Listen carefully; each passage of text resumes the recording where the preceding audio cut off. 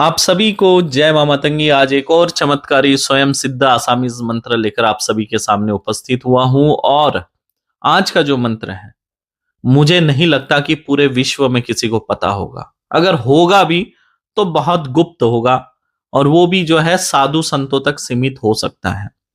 लेकिन मेरा चैलेंज है कि बहुत सारे ऐसे साधु संत महात्मा होंगे, उनको भी इस मंत्र के बारे में जानकारी नहीं होगी।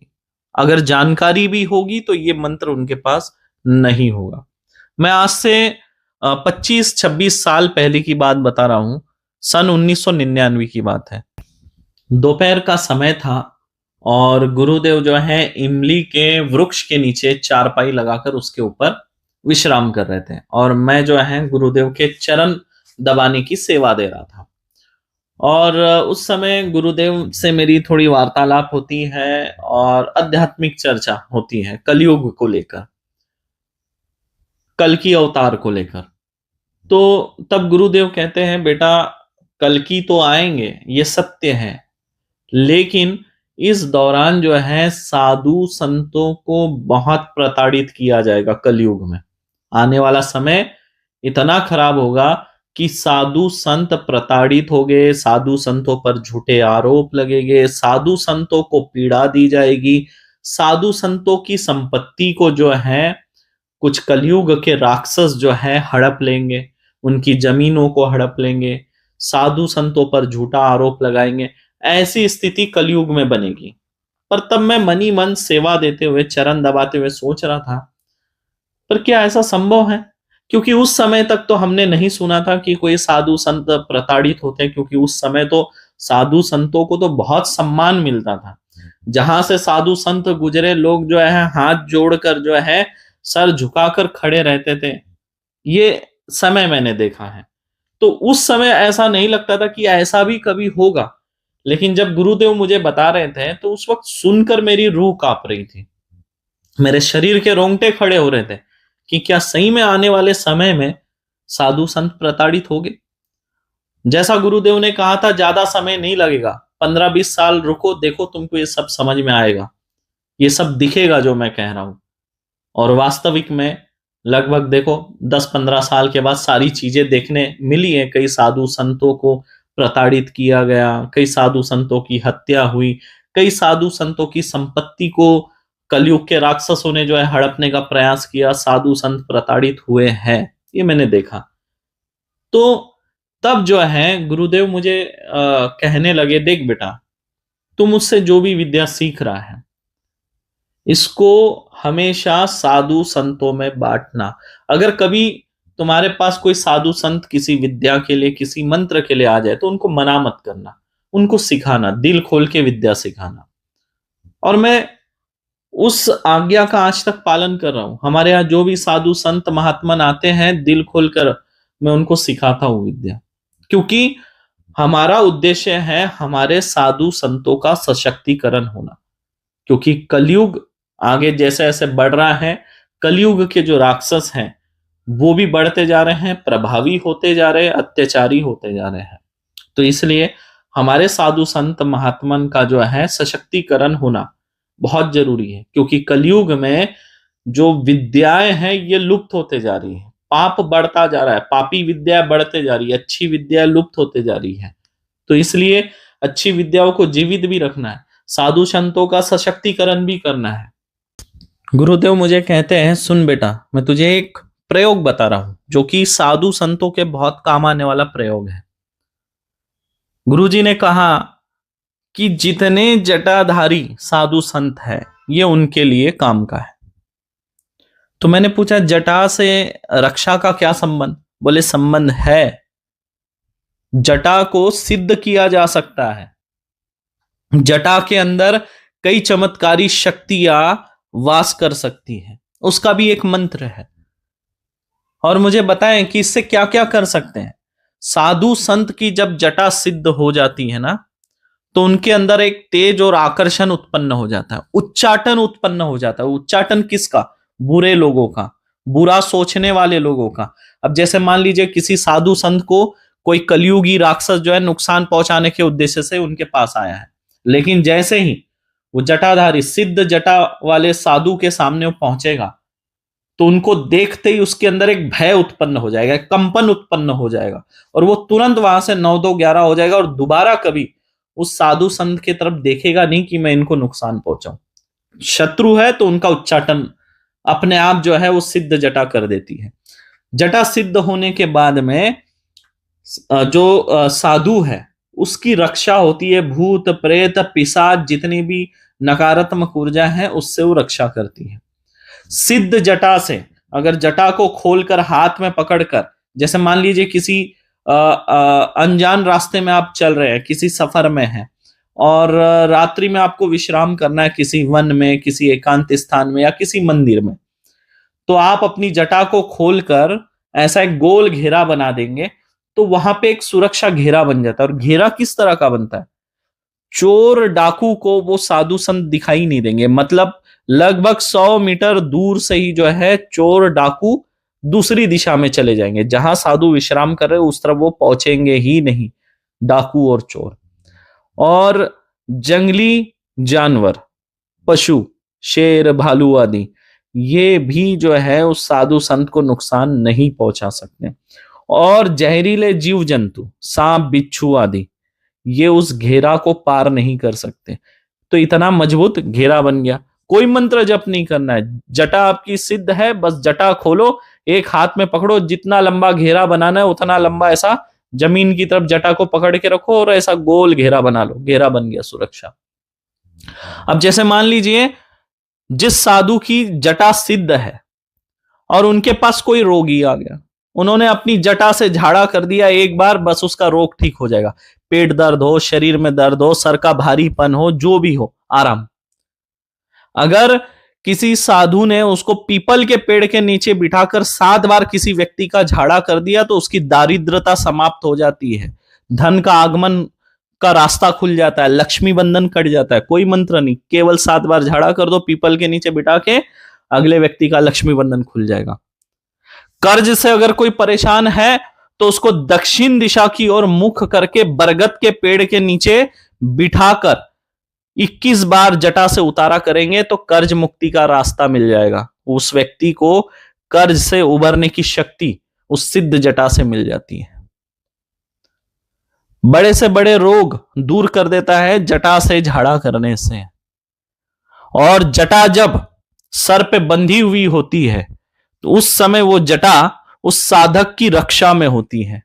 जटा के ऊपर कई तरह के नाग, कई तरह के वीर, कई तरह के यक्ष बैठे होते हैं और इस जटा में जो है लक्ष्मी माता का जो मेन यक्ष है वो, उसकी ऊर्जा इस जटा में समाहित होती है। ये बहुत पावरफुल है। लेकिन क्या है, इस मंत्र को बड़ा गुप्त रखा गया। गुप्त रखने का कई कारण है कि कई ऐसे अघोरी साधु भी होते थे पहले जो दूसरों को नुकसान पहुंचाते थे, उनसे बचाने के लिए इस मंत्र को छुपा के रखा गया था। पर आज जो है इस मंत्र को मैं सार्वजनिक कर रहा हूं क्योंकि साधु संतों का जो है सशक्तिकरण होना अति आवश्यक है। और भी बहुत सारे मंत्र हैं साधु संतों के लिए जो कि मैं डालूंगा, जैसे त्रिशूल सिद्ध करने का, डमरू सिद्ध करने का, चिमटा सिद्ध करने का, भगवा वस्त्र सिद्ध करने का, काला वस्त्र सिद्ध करने का, केसरी वस्त्र सिद्ध करने का, हाथ की माला सिद्ध करने का, गले की माला सिद्ध करने का, पैर का कड़ा सिद्ध करने का, हाथ का कड़ा सिद्ध करने का मंत्र, तिलक सिद्ध करने का मंत्र, पुष्प सिद्ध करने का मंत्र, लकड़ी हाथ में होती है उसको सिद्ध करने का मंत्र, कलश सिद्ध करने का मंत्र, जल सिद्ध करने का मंत्र। ऐसे बहुत सारे मंत्र हैं जो साधु संतों को आवश्यकता पड़ती है। वो सारे मंत्र जो है मैं एक एक करके जो है अपलोड करूंगा। और देखिए, मैं आप सभी को बताना चाहता हूं, साधु संत महात्मा जो है ना, ये हमारे सनातन धर्म के आधार स्तंभ है। ये वो स्तंभ है, इन्हीं के ऊपर जो है हमारा सनातन धर्म टिका हुआ है, हमारी संस्कृति टिकी है। ये हमारे प्रचारक भी है धर्म के, ये हमारे सनातन धर्म के रक्षक भी है। ध्यान रखिए, साधु संतों का अगर सम्मान नहीं हो रहा है या साधु संतों की रक्षा के लिए अगर आप लोग आगे नहीं बढ़ रहे हैं तो याद रखिए आप अपने ही सनातन धर्म को खोखला कर रहे हैं। अगर आप सनातनी हैं तो हर एक साधु संत का सम्मान करना यह आपका परम कर्तव्य है, परम धर्म है। ध्यान रखिएगा मेरी बात, अगर आप सनातनी हैं तो। आजकल तो ऐसे लोग मिलते हैं जो सनातनी है, सनातनी होने का दावा करते हैं और अपने ही साधु संतों को बदनाम करते, अपने ही साधु संतों को ढोंगी पाखंडी बोलते हैं। ये ठीक उसी तरह है आकाश की ओर मुख करके थूकना। जब कोई व्यक्ति आकाश की ओर मुख करके थूकता है तो वो थूक उसके ही चेहरे पर आकर गिरती है। तो ठीक उसी तरह कुछ सेकुलर है, कुछ इस तरह के लोग हैं जो अपने आप को जो है सनातनी कहते हैं, तिलक लगाते हैं, मंदिर जाते हैं, भगवान को भी मानते हैं, लेकिन साधु संत उनके लिए ढोंगी पाखंडी है। तो ऐसे कुछ घटिया लोग जो है ना, ऐसे घटिया लोगों की वजह से जो है सनातन धर्म को बहुत बड़ी चोट पड़ रही है, बहुत बड़ा नुकसान हो रहा है। सनातन धर्म अगर मजबूत करना है तो हमारे साधु संत महात्मा मजबूत रहना चाहिए, तब हमारा सनातन धर्म आगे बढ़ेगा, हमारा सनातन धर्म मजबूत रहेगा, हमारे आने वाली जो पीढ़ी है उनको एक मजबूत सनातन धर्म मिलेगा। लोग बोलते हैं कि साधु संत महात्मा को कार की क्या आवश्यकता, साधु संत महात्मा को प्लेन में उड़ने की क्या आवश्यकता, साधु संत महात्मा को महल में रहने की क्या आवश्यकता। भाई साधु संत हमारे जितने संपन्न हो गए ये दर्शाता है कि हमारे सनातन धर्म की संपन्नता को दर्शाता है। समझ रहे? अगर हमारे साधु संत वाहन से गमन कर रहे बहुत अच्छी बात है, हमारे साधु संत बड़े महंगे महंगे कार में घूम रहे अपने लिए सम्मान की बात है भाई, इससे हमारे सनातन धर्म की संपन्नता दिखती है। ये जो दूसरे जो सनातन धर्म विरोधी लोग जो भ्रांतियां फैलाते हैं ना, उसके अंदर फंसकर तुम लोग अपने ही धर्म को बदनाम करते हो, ऐसा मत करो। तो चलिए आज का जो है मैं आपको ये मंत्र का प्रयोग बता रहा हूं।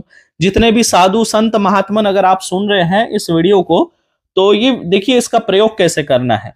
इसका प्रयोग आपको किसी भी काल रात्रि से शुरू करना है, काल रात्रि से 45 दिन करना है लगातार। कितने? 45 दिन काल रात्रि से शुरुआत करनी है। इसका समय क्या रहेगा? सुबह ब्रह्म मुहूर्त में पीपल के पेड़ के नीचे आपको अग्नि प्रज्वलित करना है और अग्नि प्रज्वलित होते रहेगी। उस समय आपको गूगल लेना है और गूगल लेके जो स्क्रीन पे आपको जो मंत्र दिख रहा है इस मंत्र को 108 बार पढ़ना है और 108 फूंक मारना है। हर मंत्र के पूरा होने के बाद फूंक मारेंगे। तो गूगल को 108 बार अभिमंत्रित करके उसके बाद अग्नि में डालेंगे और उसके बाद जब तक गूगल जल रहा है तब तक अपनी जटाओं को अच्छे से उस धुएं में सेकते रहना है। ऐसा आपको कितने? 45 दिन करना है काल रात्रि से शुरुआत करके। उसके बाद 6 महीना इस प्रयोग को नहीं करेंगे, फिर 6 महीने बाद एक बार फिर से इसको दोहराएंगे, फिर 6 महीना नहीं करेंगे, फिर 6 महीने के बाद एक बार फिर से दोहराएंगे। तो क्या होगा, जब आप पहले बार जब इस प्रक्रिया को करेंगे तो आपके जटा के अंदर जो है लगभग 25% शक्ति आ जाएगी। दूसरी बार आप जब इसको करेंगे तो लगभग 35% शक्ति आपके जटा के अंदर आ जाएगी।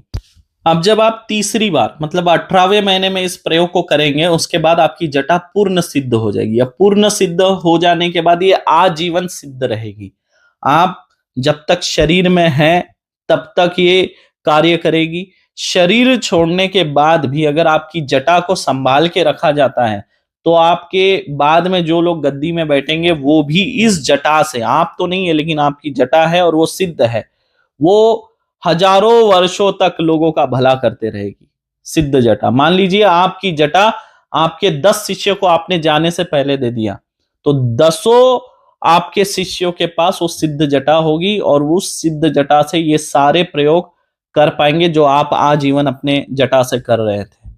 अब जटा से कैसे कैसे प्रयोग कर सकते वो सब मैंने आपको बताया है। सिद्ध जटा से शत्रु का उच्चाटन हो जाएगा, मतलब शत्रु के अंदर आपको देखते ही भय उत्पन्न होगा। बुरा इंसान तो आपसे जुड़ेगा ही नहीं, वो दूर भागेगा आपसे, याद रखिएगा। जो अच्छा इंसान होगा वही जुड़ेगा, गलत इंसान खुद आपसे दूर भागेंगे।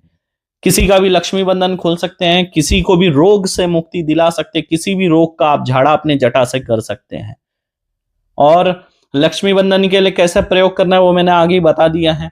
उसके बाद में कर्ज मुक्ति के लिए आप किस तरह से प्रयोग कर सकते हैं वो भी मैंने आपको बता दिया। रोग का झाड़ा आप किस तरह कर सकते हैं वो भी बता दिया। जटा से सुरक्षा घेरा कैसे बनाते वो भी मैंने आपको बता दिया है।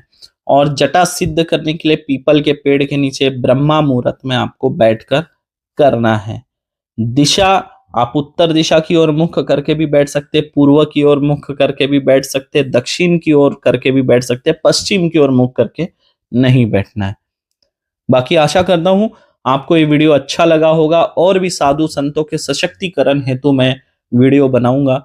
मैं चाहता हूं सनातन धर्म मजबूत रहे और हमारे जो साधु संत हैं वो भी सशक्त और मजबूत रहें। स्क्रीन पर आप देख सकते हैं अति प्राचीन गुप्त जटा सिद्ध करने का चमत्कारी आसामीज मंत्र। अगर आप लोग लो क्वालिटी में वीडियो देख रहे हैं तो आपको ये मंत्र साफ दिखाई नहीं देगा, या आपके वहां पर नेटवर्क कम है तो भी आपको साफ नहीं दिखाई देगा। ऊपर सेटिंग का जो बटन दिख रहा होगा उसको क्लिक करिए, क्वालिटी को क्लिक करिए और हाई क्वालिटी पिक्चर को सिलेक्ट करेंगे तो वीडियो क्लियर हो जाएगा। या फिर मैं डिस्क्रिप्शन बॉक्स में भी मंत्र डाल रहा हूं, आपको वहां से भी मंत्र मिल जाएगा। आशा करता हूं आज का वीडियो आप लोगों को अच्छा लगा होगा। और साधु संत महात्मन अगर हमारा वीडियो देख रहे हैं तो कृपया अपना आशीर्वाद देकर जरूर जाए। फिर मिलूंगा मैं किसी और वीडियो में, तब तक के लिए आप सभी को जय मां मातंगी, जय मां छिन्नमस्ता, जय मां बगलामुखी मेरे प्रिय साधकों एवं दर्शकों।